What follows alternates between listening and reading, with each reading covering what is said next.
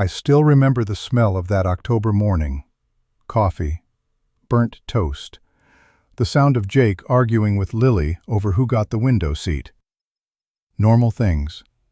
The kind of things you don't think to hold on to until they're all you have left. My name is David Carter. Mike was my brother. And for 33 years, I carried a question that had no answer, until a construction crew outside of Tillamook cracked open the earth and handed me one. Mike was the kind of man who planned everything, not anxiously, joyfully.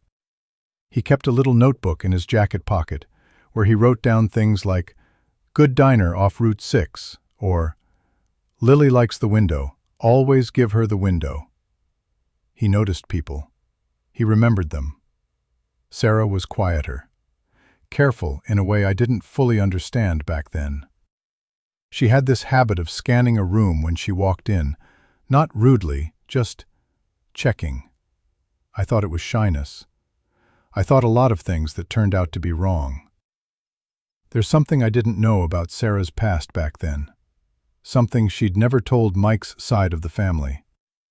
I wouldn't learn it for another 3 decades. The kids were 9 and 11 that fall. Lily kept a notebook of her own. She'd gotten that from her dad.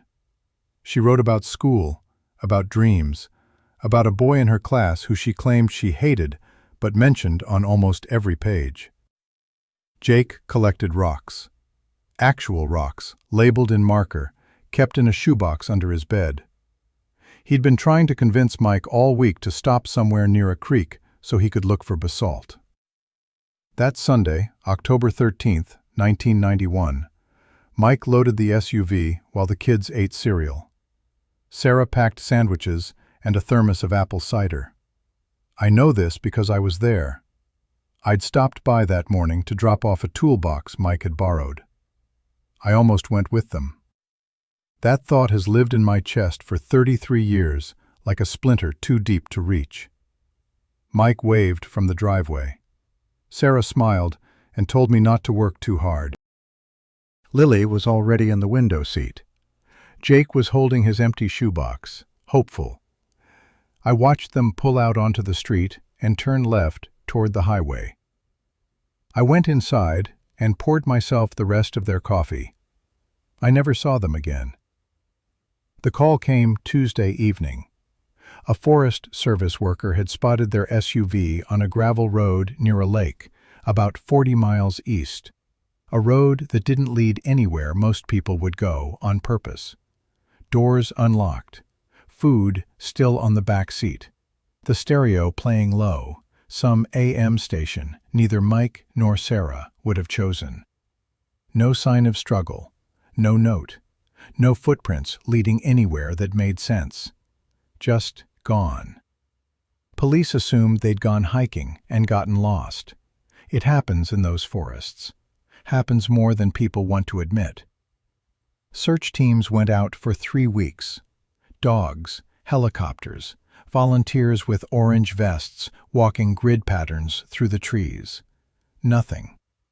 And here's the thing that kept me awake for years, the thing the investigators never had a good answer for.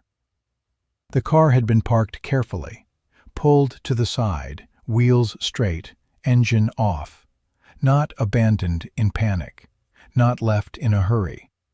Someone had taken the time to park it neatly. I didn't understand what that meant in 1991. I do now. When someone you love disappears, people don't know what to say. So they say the wrong things. They say, maybe they needed a fresh start, or sometimes people just walk away from their lives. A detective told me that in the first week, said it gently, like it was supposed to help. I wanted to grab him by the collar. Mike had a shoebox of Jake's rocks under his son's bed and a thermos of apple cider in the back seat. Men who are planning to disappear don't pack apple cider. But I kept quiet. I kept showing up to the station. I kept filing requests, making calls, driving out to that gravel road and standing there in the cold like the forest owed me an explanation. Weeks turned into months. The search teams stopped coming. The phone calls from investigators got shorter, then stopped altogether. By spring of 1992, the Carter family had become a file in a cabinet somewhere, one of those cases that gets a sad little paragraph in the local paper every few years and nothing else. I refused to become someone who accepted that. There were leads, if you could call them that. A woman in a diner 20 miles from the lake said she thought she'd seen a family matching their description the afternoon they disappeared. A man, a woman, 2 kids, getting into a car with someone she didn't recognize. But she wasn't sure. Wasn't sure of the day, wasn't sure of the car, wasn't sure of the face. That's the thing about grief-driven investigations. You start seeing your people everywhere. Every lead felt real until it didn't, and the ones that felt most real hurt the worst when they collapsed. I hired a private investigator in 1997, spent money I didn't really have. He spent 3 months digging and came back with nothing I didn't already know, except one name. A name that meant nothing to me at the time. Ray Dalton.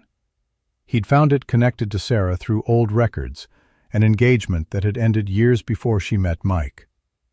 The investigator said it was probably nothing, a dead end, the kind of ghost that shows up in every background check. I wrote the name down anyway, filed it away. Something made me keep it. I didn't know why then. I do now. The years started to blur after that.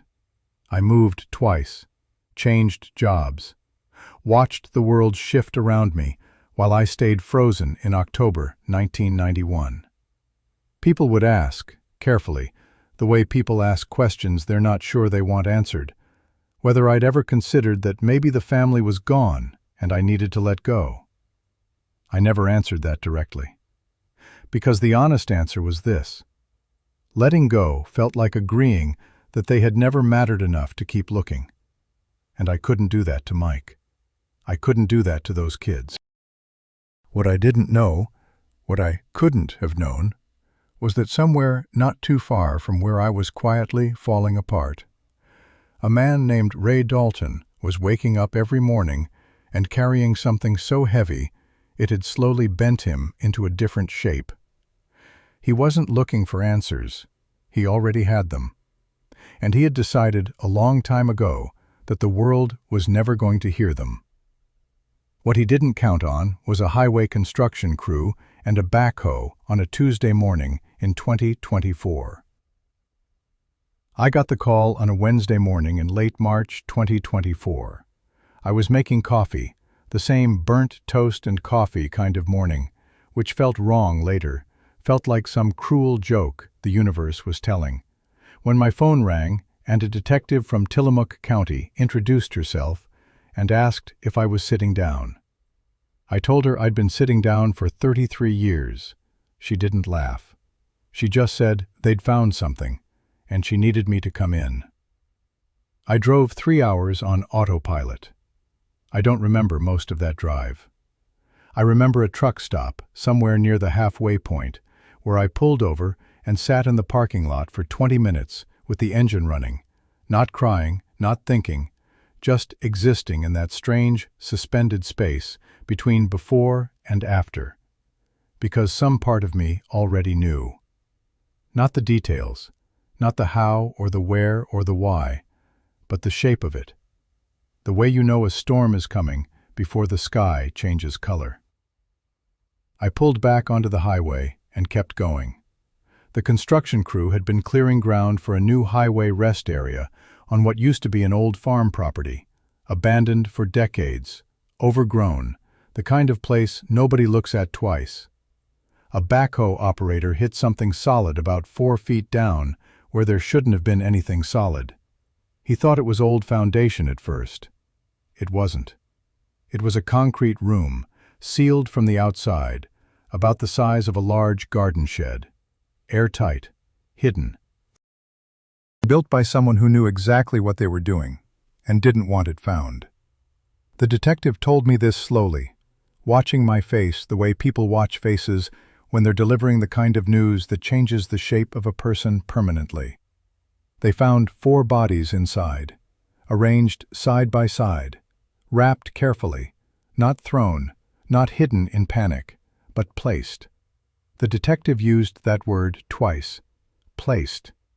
Like whoever had done it couldn't bring themselves to be careless with them, even at the end. I held on to that detail like a rope in dark water. I don't fully understand why. Maybe because it meant that whoever built that room had, in some broken and terrible way, loved them, or thought they did. That was the part that took me the longest to untangle. Forensic identification took several weeks. I already knew, of course.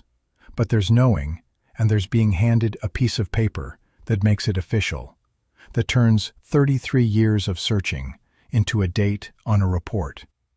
Mike, Sarah, Lily, Jake. All 4. Found together, the way they'd disappeared together. The shoebox of rocks wasn't there, but Lily's notebook was, tucked beside her, still legible after all those years in that sealed concrete dark. Investigators read it before I did.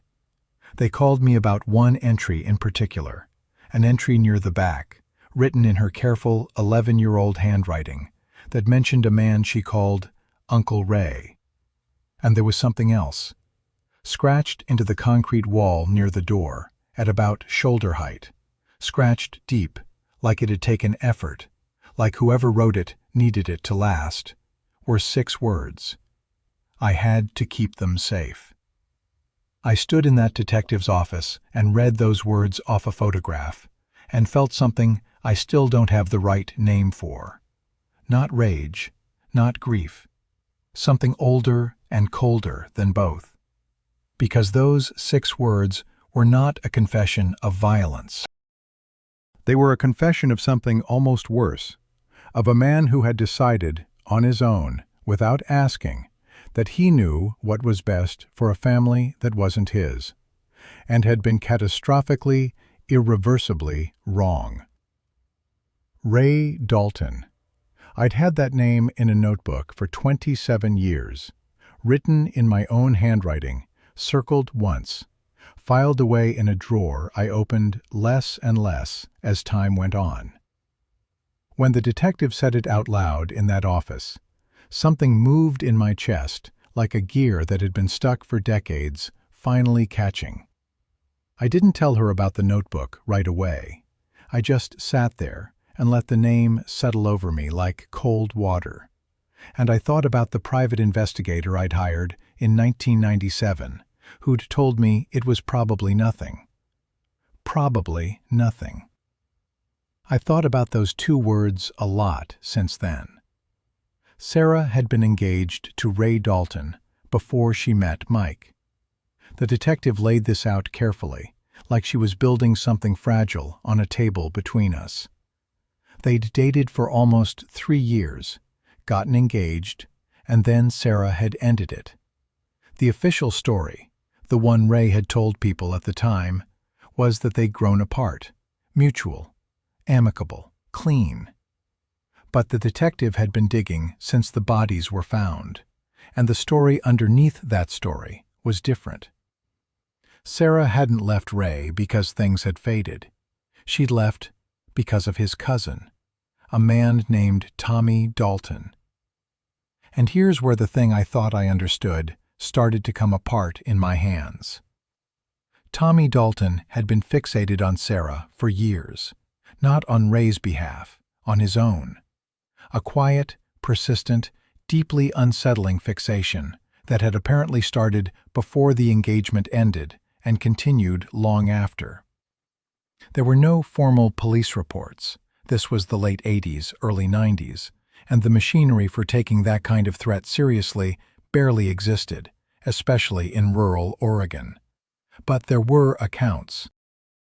Neighbors who remembered a truck parked outside Sarah's apartment too many nights in a row.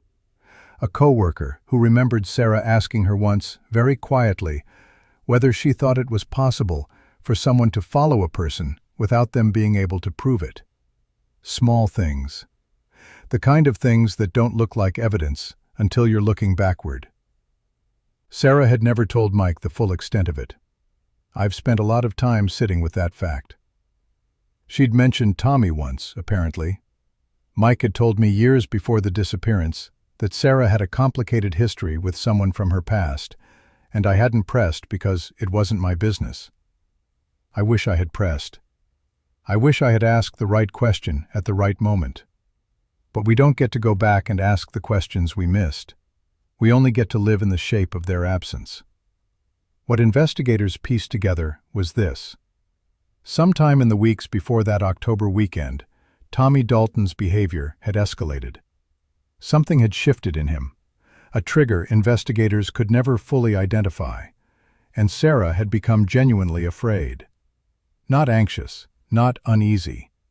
Afraid in the specific, clear-eyed way that people are afraid when they know something is coming and they don't know when. And somehow, in that fear, she had reached out to the one person she knew had both the means and the reason to help her disappear quietly, at least for a while. Ray Dalton, her former fiancé, a man who, by every account, had never stopped caring about what happened to her. That was the part that stopped me cold when I heard it. Not the fear, not the stalking, not even the fact that Sarah had kept all of this from us. It was the image of her picking up a phone and calling Ray, trusting him, believing that he was the answer. I don't know if she was desperate or if she genuinely believed it would only be for a short time, a few weeks maybe, until Tommy could be dealt with, until something changed. But she called him. And Ray, who had spent years loving a woman who had chosen someone else, said yes. He said yes without hesitation. And then he built a room in the ground and told them it would keep them safe. I keep turning that over. The road to that concrete room wasn't paved with malice. It was paved with something that thought it was love. Ray Dalton had built things his whole life. That was the detail that kept surfacing as investigators dug into his background. A man who worked with his hands, who understood concrete and timber and sealed spaces. He'd done construction work across 3 counties for almost 20 years. He knew how to build something that would last, something that wouldn't be found, something that could hold people safe inside it, while the world outside stayed dangerous. That knowledge, which had probably felt like a gift in the moment he decided to use it, became the most terrible thing about him. He was competent. He knew exactly what he was doing, and it still went wrong, in a way that no amount of skill could have prevented. Because the thing that killed my family wasn't violence or cruelty. It was a heater. The underground room had been built on the old Dalton family farm property, land that had belonged to Ray's father and sat mostly unused by the early 90s. Remote enough, hidden enough. Ray had constructed it over several months, investigators believed, possibly before Sarah even called him, possibly as some long-held contingency plan that only made sense inside whatever version of reality he was living in. The room had ventilation, rudimentary but designed to function. It had a cot, a chemical toilet, canned food, water containers, a battery-powered radio, a kerosene heater for warmth, because October nights in rural Oregon get cold fast, and Ray would have known that, would have planned for it. He thought of everything, except the one thing that mattered most. The heater malfunctioned. Investigators determined this years later through analysis of residue patterns and the physical evidence inside the sealed space. A faulty valve, most likely, the kind of slow, invisible failure that produces carbon monoxide without any visible smoke, without any smell, without any warning that your body can register until it's already too late. The family would have fallen asleep. That's the detail I've returned to more times than I can count, in more dark, early morning hours than I want to admit. They would have fallen asleep. Not in terror, not in pain, or at least not in the way I'd feared for 33 years. They went to sleep in a room that was supposed to keep them safe, and they didn't wake up. I don't know if that makes it better, I don't know if anything makes it better. But it's the truth, and the truth is the only thing I have left to give them. Ray had been bringing them supplies every few days, staying close, monitoring the situation with Tommy from the outside. He arrived one morning, investigators believe it was sometime in the third week of October, and found them, all four, lying side by side, still and quiet, in a room that had done everything it was designed to do, except the one thing that mattered. I've tried to imagine that moment. I've tried, and I've stopped trying, because there's no way to hold it without something inside you breaking. He didn't call the police. I've been asked many times what I think about that decision, whether I understand it, whether I forgive it. What I know is this: Ray Dalton was a man who had just watched his own rescue become a mass grave. Whatever he felt in that moment had no name in any language. And the choice he made, the wrong choice, the coward's choice, the choice that stole 33 years from me, came from a place so shattered that calling it a decision almost gives it too much credit. He arranged them carefully, side by side, the way they'd been found. He wrapped them. He sealed the room. And he scratched those 6 words into the wall before he closed it for the last time. I had to keep them safe. And then he walked back out into the Oregon morning and kept living. Got in his truck, drove away, went home, and said nothing to anyone for 33 years while I drove that gravel road in the cold and stood at the edge of that forest asking questions the trees couldn't answer.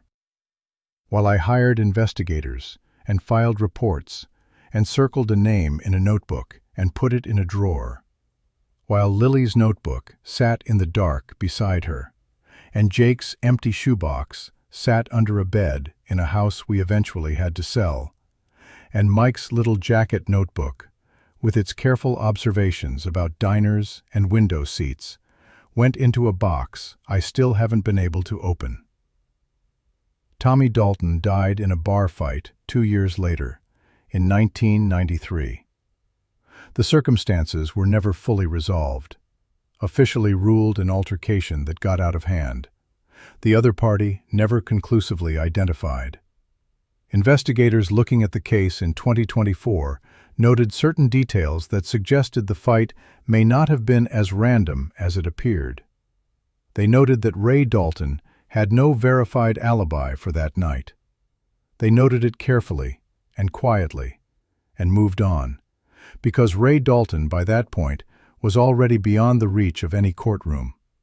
He had died 8 months before the construction crew found the room, a quiet death, alone, in a house not far from that old farm property. He had never told anyone. He had carried it to the end and past it. And the only reason we know anything at all is because a highway needed a rest area, and a backhoe operator hit concrete 4 feet down where there shouldn't have been any. There's a particular kind of grief that comes after answers. I didn't expect it. For 33 years, I had told myself that knowing would be enough, that if I could just find out what happened, if I could just close the distance between the last time I saw Mike wave from that driveway and whatever came after, I could breathe again. I was wrong about that. The answers came, and the grief didn't shrink. It changed shape. It became something denser and stranger, something that pressed from the inside rather than the outside. Knowing is not the same as understanding, and understanding, I've learned, is not the same as peace. The official investigation closed in early 2025. No charges were filed. Ray was dead, Tommy was dead, and the law had nothing left to reach for. There was a report, there was a press release, there was a small article in the same local paper that had given my family a sad little paragraph every few years for 3 decades. I read it in the parking lot of a grocery store on my phone, and then sat there for a long time, watching people push carts back and forth in the ordinary afternoon light. Nobody knew. The woman loading her trunk 10 feet away had no idea that 30 feet from where I was sitting, on the screen of my phone, was the last official word on 4 people who had eaten cereal and packed apple cider and argued over a window seat on a Sunday morning, and then simply ceased to exist from the world's perspective for 33 years. That distance between what I was holding and what the world was doing felt like the loneliest thing I've ever experienced.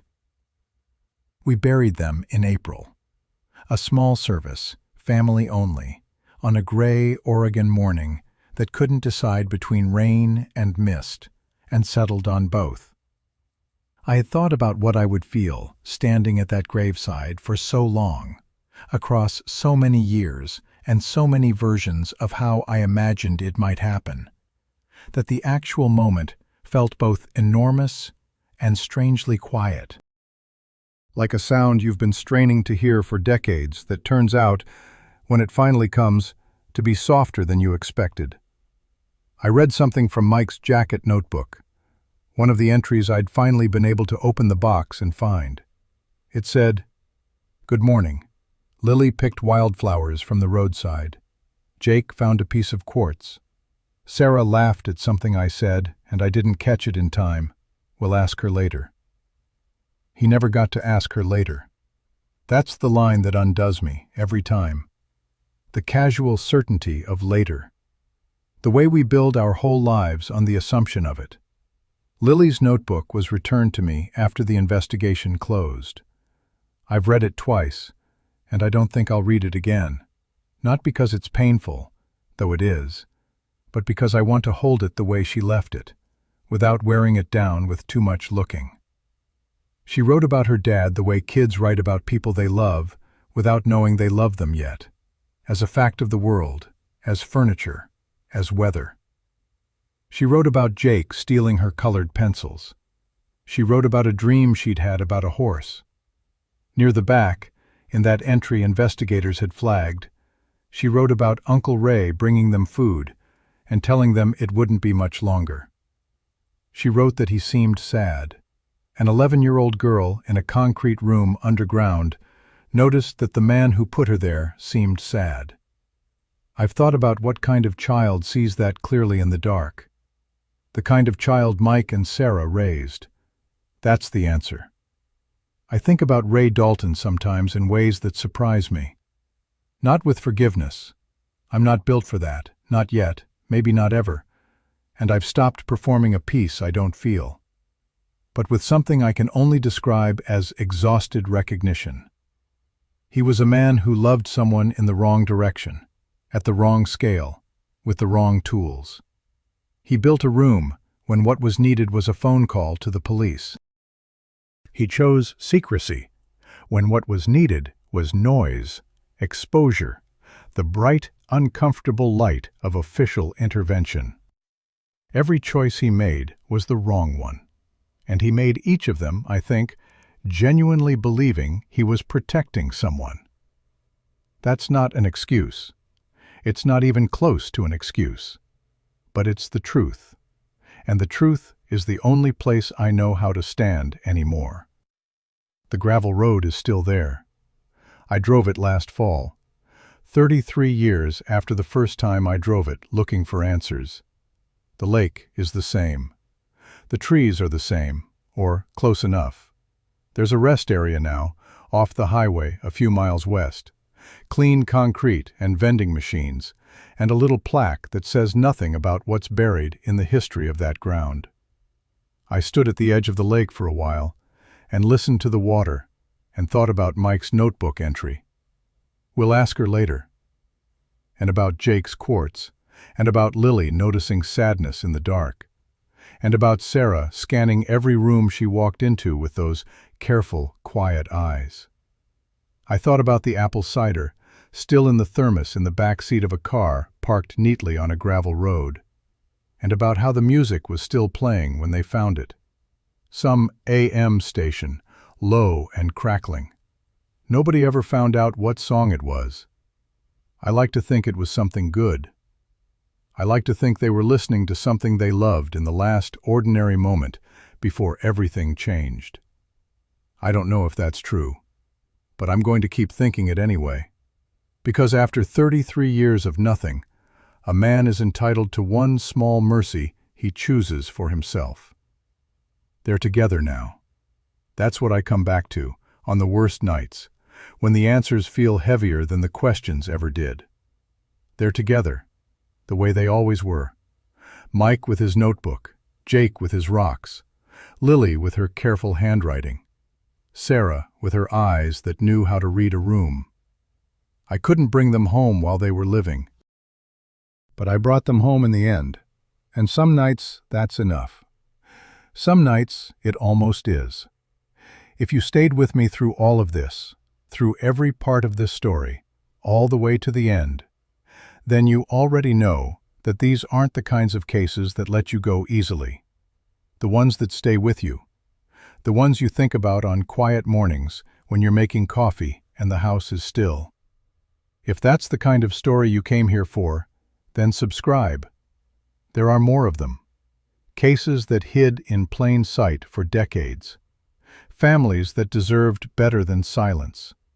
I tell them the only way I know how. Slowly, completely, the way they were lived. Hit subscribe and turn on notifications, because the next one starts the same way this one did, with a normal morning and a family that had no idea what was coming. You don't want to miss the beginning.